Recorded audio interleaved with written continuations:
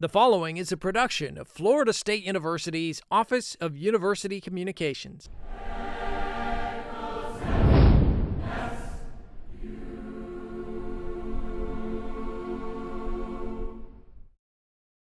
Coming up on FSU Headlines, all in a day's work.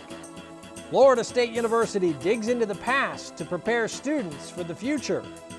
An FSU researcher is making waves for one of the state's more recognizable residents.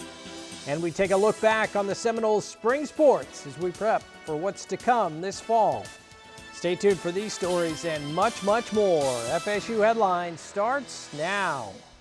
Hello and welcome to another edition of FSU Headlines. I'm Dennis Schnitker. And I'm Nora Bertollet. We're here at Florida State University's gorgeous campus, but not all FSU research and work is necessarily done right here, especially during the summer. That's right, Nora. While many students head home for the summer, others join their professors in the field to conduct research. But Florida State University's Archaeological Field School does a little more than offer up research opportunities. We were invited on location to see how digging up the past is changing some students' futures. Check it out. Maybe a little more. Clean that up. We decided we would come to this particular site, Mound Field, because it has not been worked at since 1940. We've spent, well, we're in our 5th week. We have one more week to go.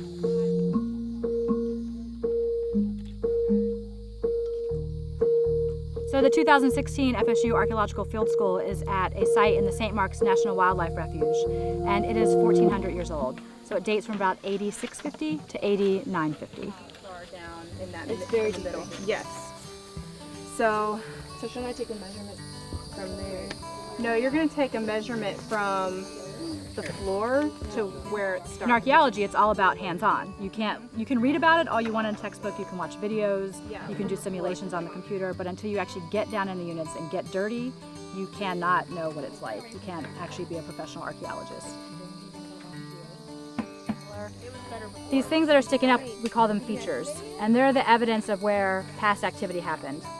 So we're at the point of our excavation in some of these units where we have all of these features that have shown up. And now we are trying to excavate them so we can determine exactly what they were. So this is an awl. You would actually hold it like this, and then you would take a piece of leather and you would actually push through and puncture the leather, and that would create a small hole in it. So that's the great thing about these little guys, is that such a small flake can actually be turned into a tool. When you dig something up, it is the coolest thing I've ever experienced, because you are the first person to touch that artifact in 1,400 years, or depending on what site you're working on, longer, shorter, but that eventually could be in a museum, or it could help someone with their research about this area, and it is extremely phenomenal. So Phaedra's holding a piece of quartz crystal. We have a few here that all came from the same excavation unit and the same 10-centimeter level. And the crystal would have come from somewhere up in the Carolinas, so it's evidence of trade.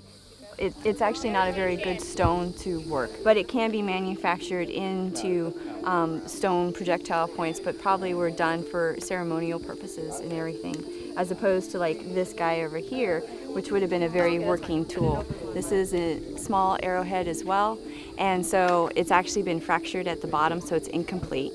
And the problem is that this was actually done when it actually lodged into something and then broke. And then we have some other stone tools here. These very small little items are all small drills. We found all 4 of these in one 1 meter by 1 meter excavation unit level.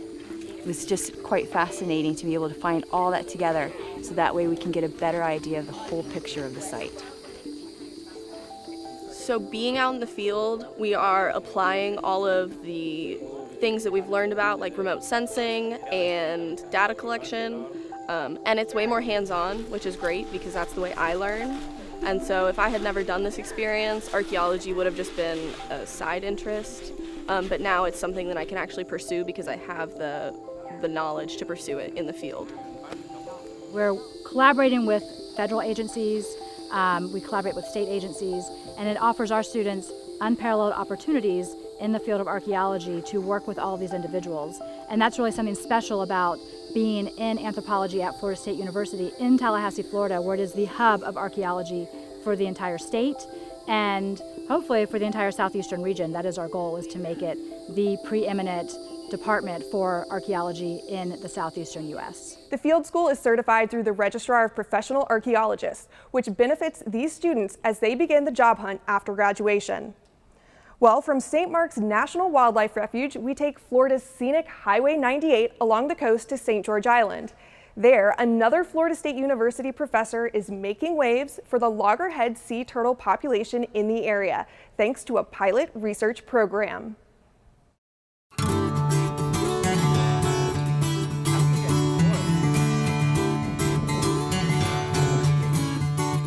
So historically, a lot of groups have worked on this region, but they have only collected information on the nests of the turtles, so they work mainly during the day.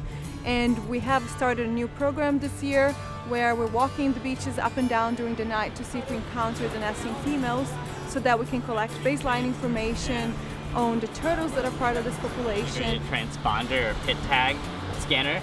It's really simple, it just turns on and we use it to scan for pit tags in the turtle shoulders.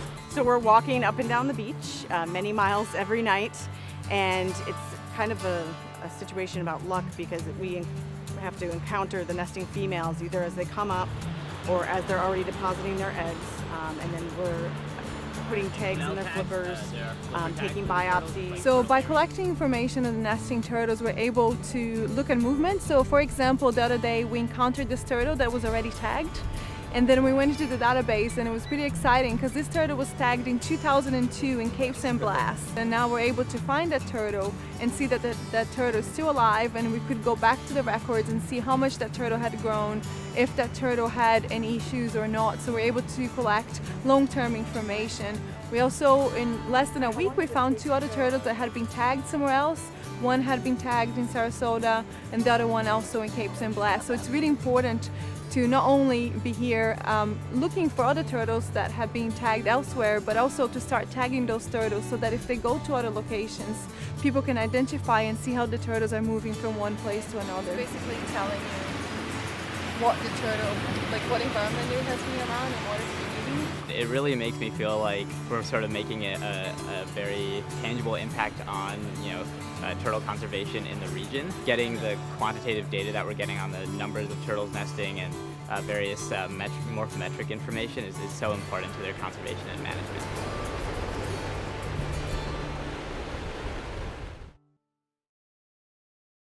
For more on sea turtle conservation and education, visit myfwc.com. And now we head back to campus for more research news, but this time it's a Florida State University student taking helm of the microscope in this study. That area winds up enough, or if there is a lack of the ability for the insulin to be absorbed. Junior John Wilcox has made quite a name for himself here at Florida State University with involvement in numerous campus groups and several academic accolades. But while here on campus, I've really been able to focus my time and energy on doing programs like Peace Jam, which is through the center, as well as volunteering at iGrow, which is a local community garden here, and pretty much just being involved in a lot of the center-sponsored events that go on throughout campus. And now, thanks to receiving the highest stipend offered through the IDEA grant awarded by Florida State University's Center for Undergraduate Research and Engagement, John's spending the majority of his summer in the lab. Along with fellow FSU student Celia Bonet, John's goal for the research is to devise a system to detect leakage in insulin pumps worn by many type 1 diabetics, including himself. If I didn't have diabetes, I wouldn't really necessarily know what I would want to do with my life. And so, I don't see it so much as a curse, but more of something that I can use to propagate myself to, help other people who have this. Because I'm I've been given lots of privileges, throughout my life, and one is definitely being able to have, adequate medical care for my condition. And as you know, diabetes is not the cheapest disease. Still to come on FSU Headlines, Florida State University takes its business expertise out into the South Florida community. Welcome everyone to our 6th 6th Annual Jim Moran Institute Business and Leadership Conference. We've got the inside look at the Jim Moran Institute's Business and Leadership Conference when FSU Headlines continues in a moment. I will forever bleed garnet and gold, and I will forever be here at heart. Florida State is monumental in my academic and professional career, I think. The professors are some of the greatest people I've ever met in my life. We've always known if we wanted to go to Florida State, we were going to go to Florida State. FSU helped me so much by giving me all the resources that I could need to succeed. An amazing experience. I wouldn't trade it for anything in the world. When you buy a Florida State University license plate, you're not just showing your school spirit. You're supporting students like us. In the lab, in the classroom, and in the library. Putting this tag on your vehicle helps Florida State students achieve their dreams. So show your pride. Purchase an FSU license plate today.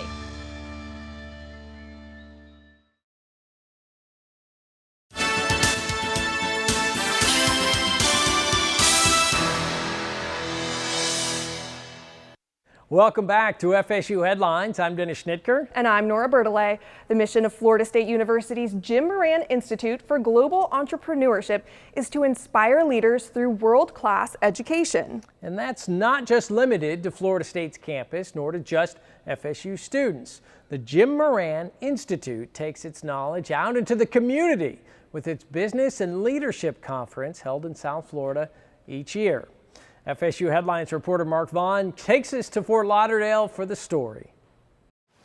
On a clear, sunny South Florida day, business professionals from around Florida converge on the Greater Fort Lauderdale Convention Center for a conference unlike any other. It's a conference for business owners, entrepreneurs, nonprofit leaders, as well as their team managers. So we want to have those leaders of the businesses here and give them a good one-stop shop for information for the day and inspiration to go forth and do great things in the community. I think it got buried, and that's a very important She's talking about the Jim Moran Institute's annual Business and Leadership Conference.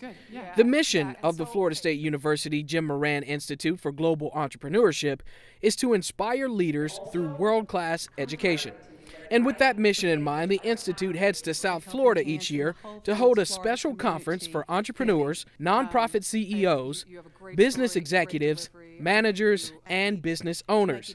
The goal is to educate, inspire, and network. I think it's critical to have an event like this, a leadership conference that brings together groups from the for-profit world and the nonprofit world, spearheaded by an institute like the Jim Moran Institute. It gets great minds thinking, it gets collaborative juices flowing, the networking is amazing. We're halfway through the day and I've already met a ton of people that I'm ready to go back and connect with tomorrow. From the keynote speaker to breakout sessions detailing cybersecurity, solving financial challenges in business, and everything in between, the conference touched a lot of topics for a lot of people. Oh, it's a wonderful opportunity. First of all, it's a learning experience.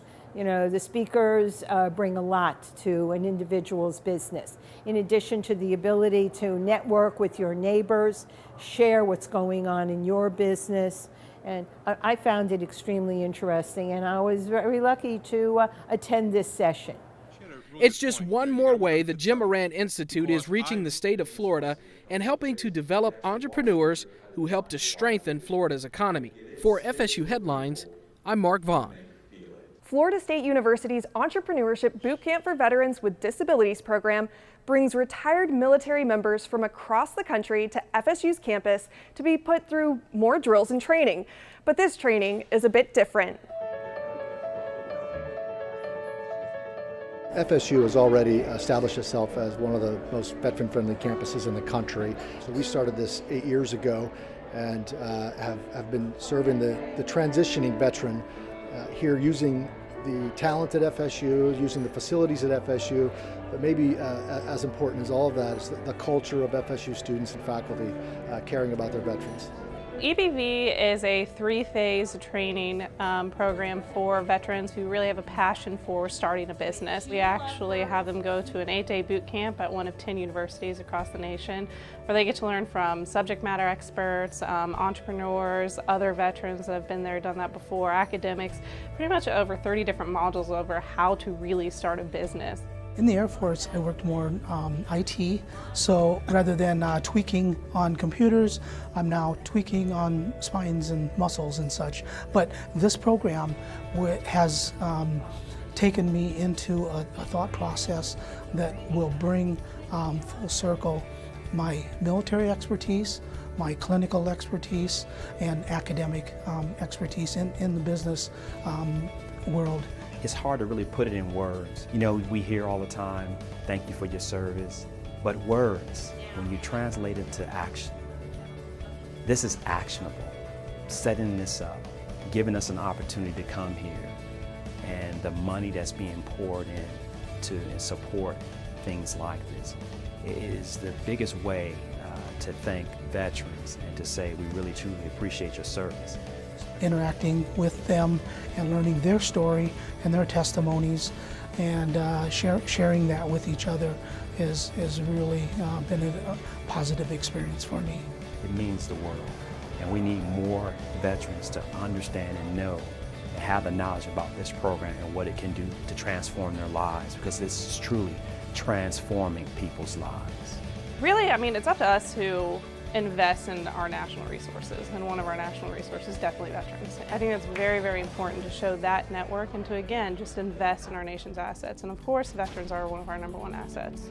Let me tell you, FSU culture, our students, our student volunteers, the faculty and staff, everybody just embraces this, and we're just as transformed as the veterans. I've had, at least today, three students today alone that have come up to me that have been our volunteers saying, wow, this program has changed how I think about my school and how I can get involved in my community. I consider it a family now that I'm part of. The EBV family here will help me go on and be highly successful, and the professional environment that this program has offered to me is so wonderful. It's about paying it forward. It's about reaching back and trying to ensure that the next person gets the opportunity. I'm going to do my very best to continue to go out and continue to share this with more individuals who have the mindset and the spirit to want to start their own businesses and pursue their passion.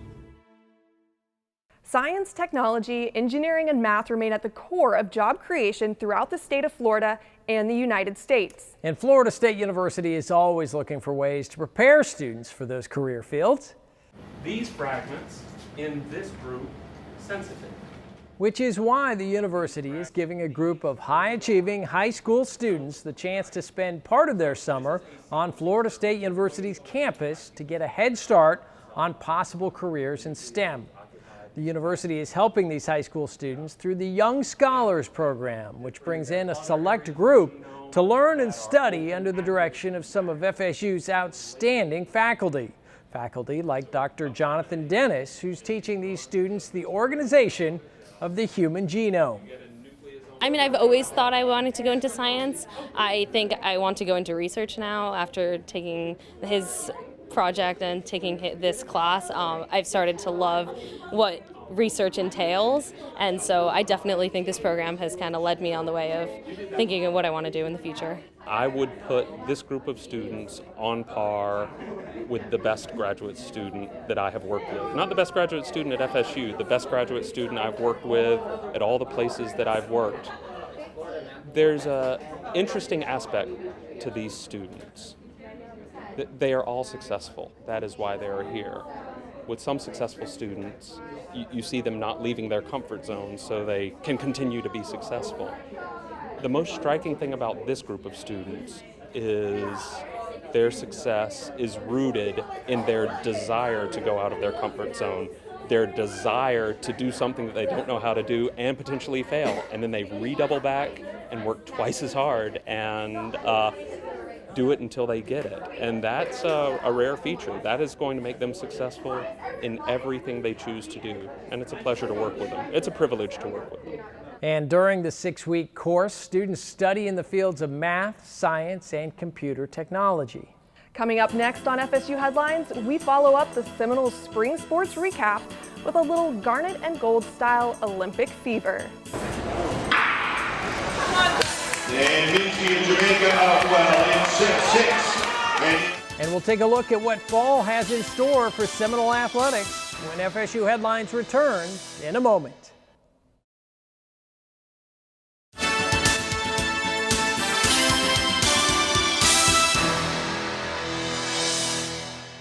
Welcome back to FSU Headlines. I'm Dennis Schnitker. And I'm Nora Bertollet. Summer is here, which means most of our Seminole athletes have wrapped up their seasons on campus.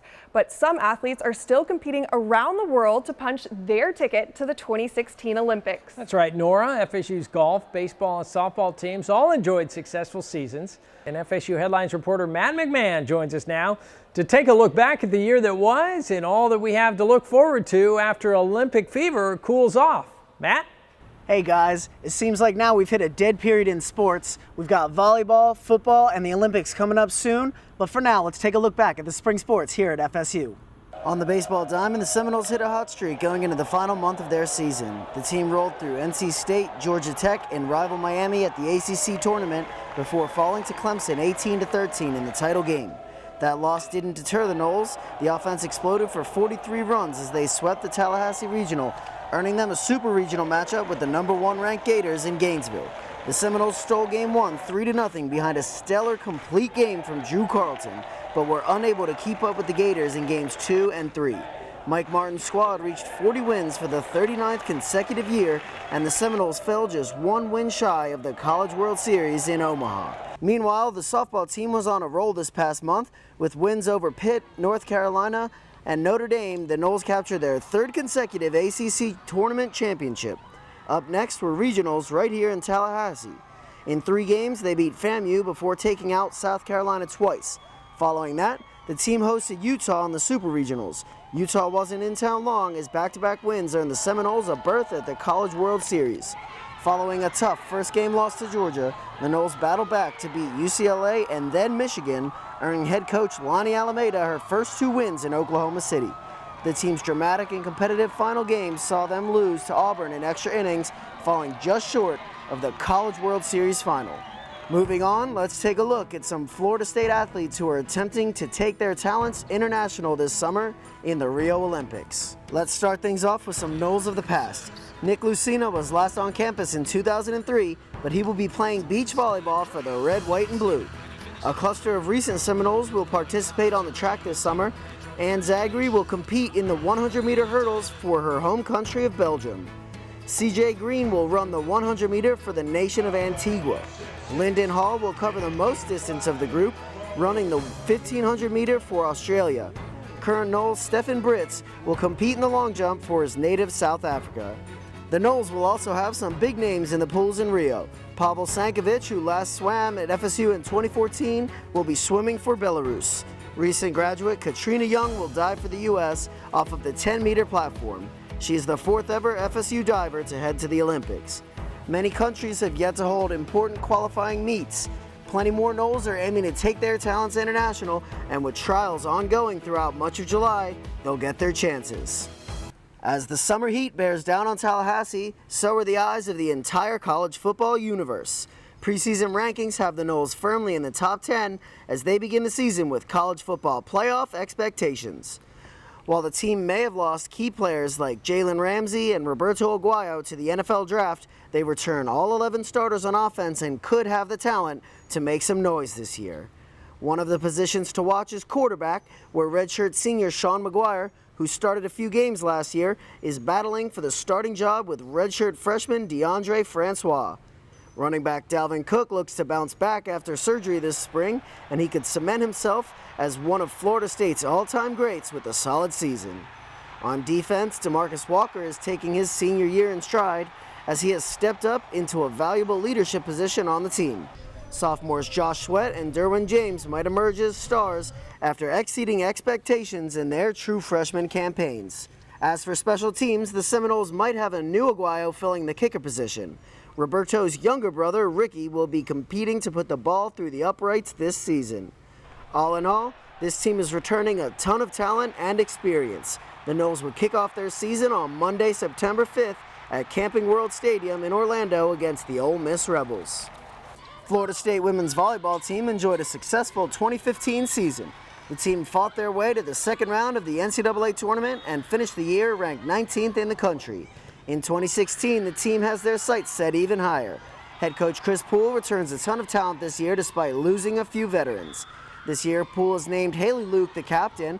Luke stayed fresh this spring by playing a large part in the inaugural season for the national runner-up FSU beach volleyball team. Chris Poole and his team have the talent and the will to compete as they look to be a top 25 team again this year. Florida State is taking advantage of the absence of the sports teams and many students as the school is currently undergoing construction all over campus. No spot is more evident of change than Doak Campbell Stadium. Workers are diligently building the new Legacy Club, which is expected to be ready and operational for the Noles home opener. Another ongoing project at Doak is the installation of the new video board system. This includes what will be the third biggest video board in the country. Elsewhere on campus, work is being done on the University House Replacements Phase 2, where 2 brand new dorms will be located by the intersection of Woodward and Jefferson Streets. This complex will also house a new food services addition. One of Florida State's minor projects includes the construction outside of the Dirac Library. A new plaza named Dittmer Plaza is currently on its way. The Earth, Ocean, and Atmospheric Sciences Building is another project that is currently being worked on. Located right off of West Tennessee Street and Woodward Avenue, construction on this building has yet to start, but it is in the works for Florida State University. With all this construction going on, Florida State is gearing up for a bright future. Back to you guys. Thanks for that update, Matt. All of this construction will certainly enhance the beauty of the campus here at FSU. Well, that's going to do it for this edition of FSU Headlines, but you can see more news from Florida State University anytime at Florida State 24/7. It's the official news website of Florida State University, and you can find it online at news.fsu.edu. For Dennis and everyone here at Florida State University, I'm Nora Bertollet. Thanks for joining us. We'll see you next time.